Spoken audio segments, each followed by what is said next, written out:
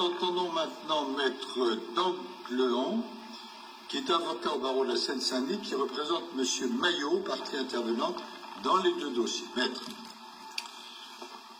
Monsieur le Président, Mesdames, Messieurs les membres du Conseil constitutionnel, je représente une personne qui s'appelle effectivement Christian Maillot, plus connu sous le dénominatif Stan Maillot, et cette personne n'a rien à faire en prison.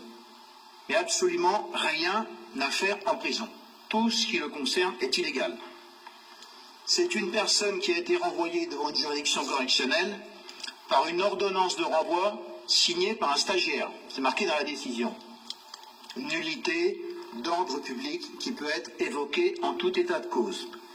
C'est une personne qui a été renvoyée devant une juridiction correctionnelle pour des faits qui n'étaient pas visés par l'action publique. C'est une personne qui est renvoyée devant le tribunal correctionnel pour des faits pour lesquels l'action publique est prescrite.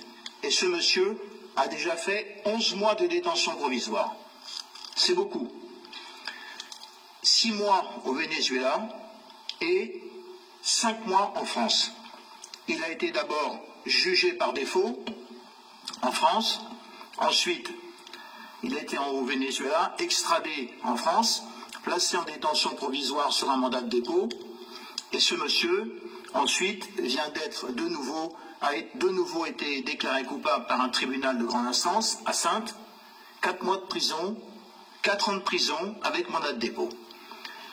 Donc ce monsieur est dans une situation absolument invraisemblable. Et il n'est pas le seul. Et la décision que vous allez prendre, dans le meilleur des cas, elle permettra de remettre en liberté combien de personnes? 3 personnes, tout au plus, sur l'ensemble de la France, dont ce monsieur. Alors, ce monsieur, quel est son problème particulier? Et qui peut être transposé sur quelques autres personnes. Cette personne a fait une demande de remise en liberté le 4 février 2020. Et au jour où il fait sa demande de remise en liberté, eh bien, il a en quelque sorte des droits acquis, puisque l'article 148-2 du Code de procédure pénale pose un principe: vous avez le droit de comparaître devant une juridiction dans les 2 mois, sinon interviendra une décision implicite qui va rétracter le titre d'incarcération et qui va ordonner votre remise en liberté. Et le 5 avril, 5 avril, 2 mois passent, pas de décision de la Cour d'appel de Poitiers. Le titre d'incarcération est rétracté, on le maintient en détention provisoire. Pourquoi? Parce que, entre-temps, le Parlement et le pouvoir réglementaire ont en quelque sorte bricolé un système qui a modifié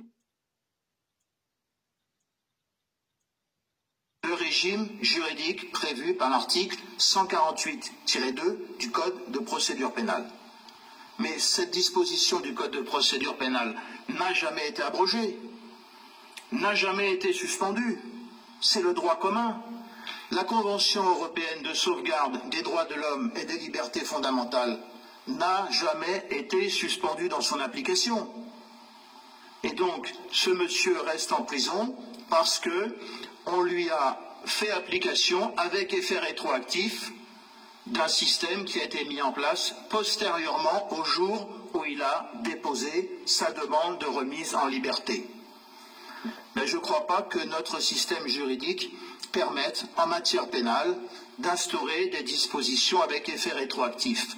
Et le problème est d'autant plus sensible que la loi elle-même prévoit un effet rétroactif au 12 ou 13 mars 2020.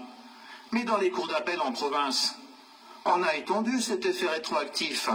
Le monsieur fait une demande de remise en liberté le 4 février, eh bien on a étendu les effets rétroactifs au 4 février.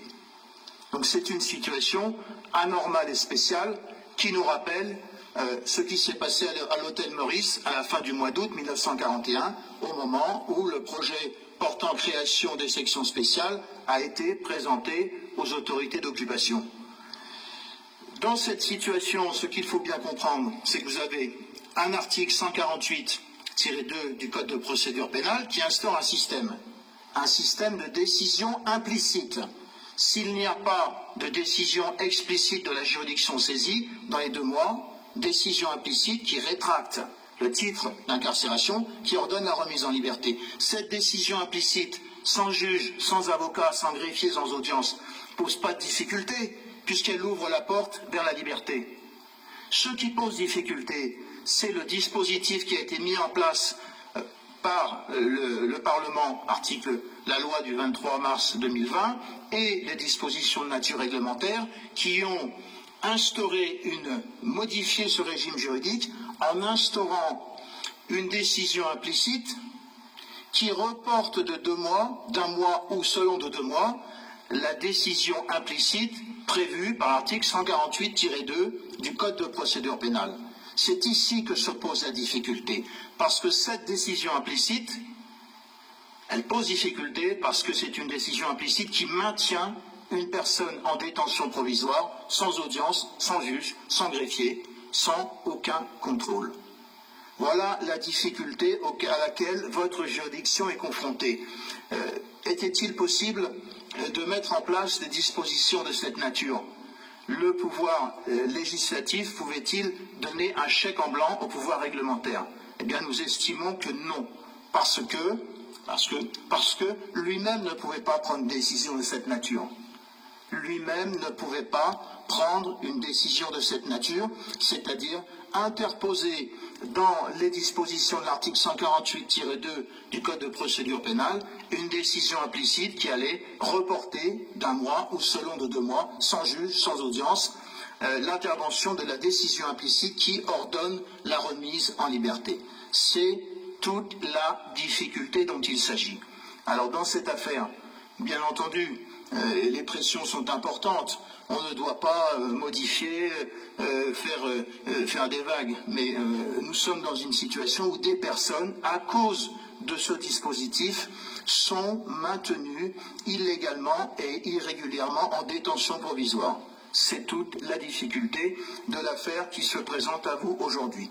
Donc je pense que votre juridiction pourra ne pas rater cette affaire historique et fixer de manière parfaitement claire, sans utiliser des éléments de langage, pour dire voilà, maintenant, ce mécanisme n'est pas du tout conforme à la Constitution, parce qu'il permet de maintenir en détention provisoire, sans passer devant un juge, des personnes qui ne sont pas coupables et qui, au final, devront être relaxées et remises en liberté.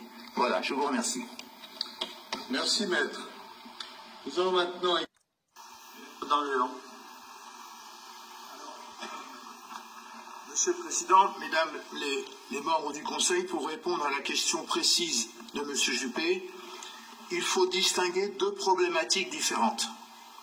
Premièrement, le délai maximum de détention provisoire, en fonction de la situation personnelle de telle ou telle personne.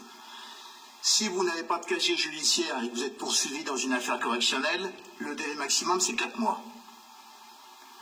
Ça, c'est une problématique. Ensuite, vous avez une autre problématique, c'est le délai de réponse sur une demande de remise en liberté. Et dans ce cas précis, c'est certain, la prolongation se fait sans juge, sans audience, sans avocat. D'autre part, je voudrais attirer votre attention sur une problématique particulière. Un régime juridique spécifique et particulier et d'exception a été mis en place. Monsieur le représentant du Premier ministre nous a dit, depuis le 11 mai, ce régime juridique s'est terminé, on revient au régime de droit commun. Mais c'est inexact. J'ai un dossier devant la Cour d'appel de Poitiers, c'est tout le problème. Quand on rentre dans un système d'exception, eh bien vous avez des gens qui ne comprennent pas quand ça s'arrête. J'ai une personne, M. Christian Maillot, pour ne pas le citer, qui a déposé une demande de remise en liberté le 16 avril. Cette demande, 2020, cette demande doit être traitée dans les 2 mois. 16 avril, 16 mai, 16 juin. Le 16 juin, il n'est pas remis en liberté. On refuse de le remettre en liberté. Et on nous explique que le régime de droit commun est maintenant applicable. C'est toute la difficulté. Alors vous avez peut-être des cours d'appel dans lesquels on a compris que depuis le 11 mai, on refonctionne sur le système de droit commun, mais à la cour d'appel de Poitiers, c'est à 300 km de Paris, ils n'ont pas compris.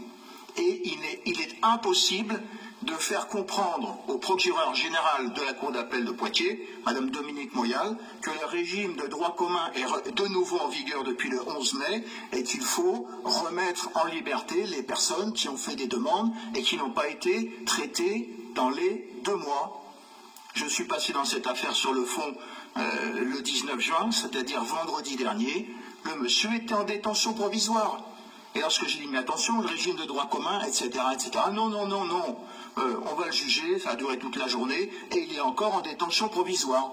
Donc là, lui, c'est certain, il est en détention arbitraire, si on prend en considération ce que monsieur le représentant du Premier ministre vient de nous expliquer. C'est moi ce qu'il faut comprendre, c'est que ça fait 9 jours. Hein. Ce qu'il faut bien comprendre, c'est qu'il y a des dispositions dans le code pénal qui s'appliquent à ce cas de figure. Les juges et les procureurs qui maintiennent arbitrairement des personnes en privation de liberté dans des prisons, selon que la période est supérieure ou inférieure à 7 jours, c'est 10 ans ou 30 ans de prison. C'est le tribunal correctionnel ou c'est la cour d'assises. On en est là. Et il est impossible de leur faire entendre raison. Vous pouvez déposer une lettre au ministère de la Justice, je l'ai fait, j'ai déposé une lettre au ministère de la Justice pour expliquer ces circonstances de fait, rien à faire, pas de réponse. On est dans le brouillard complet. C'est tout le problème de la mise en place d'un régime d'exception. Vous en avez ici ou là, un qui dit, moi, je continue, puis je continue sur le régime d'exception. On maintient les gens en détention provisoire. Je vous remercie, Monsieur le Président, même les conseillers. Autre question? Il n'y en a pas. Donc nous allons réfléchir à tout cela. Nous rendrons notre décision la semaine prochaine. Elle sera publique le 3 juillet 2020 au matin. L'audience est levée. Bonne fin d'après-midi.